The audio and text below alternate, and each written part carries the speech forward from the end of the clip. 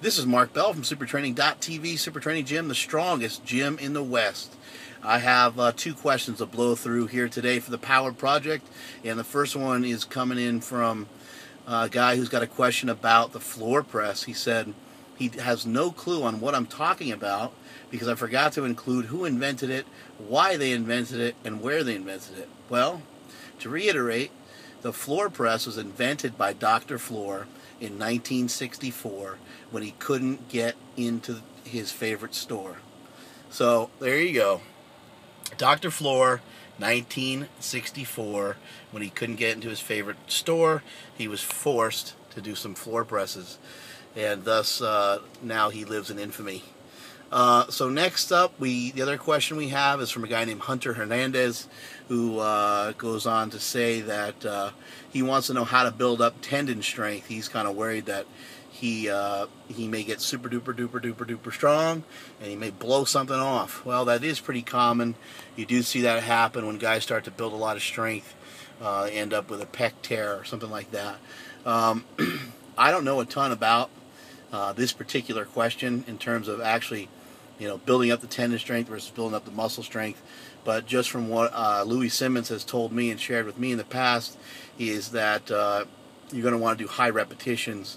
That'll help build up the ligaments and the tendons and help prevent you from getting yourself injured.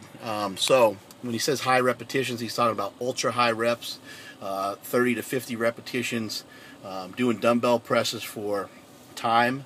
So grab a pair of 30-pound dumbbells, 50-pound dumbbells, and have at it and try to do it for 2 or 3 minutes straight. You can do a couple of reps and get some reps going. You can get up to about 20, 30 reps.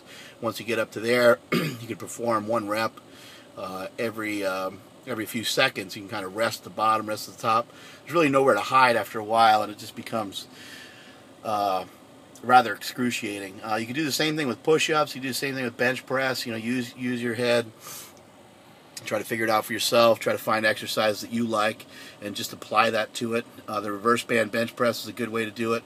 A slingshot from howmuchyoubench.net is another good way to do it. You take 225, 135, some sort of weight like that. Just bust it out for as many as you can. See what you can get. Trying to think what else. Well, for myself, to avoid injuries, I've had pec injuries for a long time. What's helped me more so than anything else has been the slingshot. I know I am the inventor of it, so of course I'm going to tout how great it is.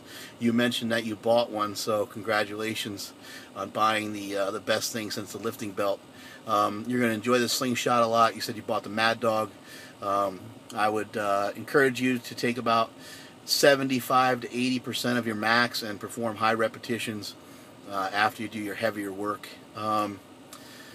Let's see, what else we got for tendon strength? I think that's about it, man. The other thing you could do is you could do partial range of motion, so you can kind of just keep constant tension on your chest or constant tension on your legs when you perform squats. Watch some bodybuilding videos.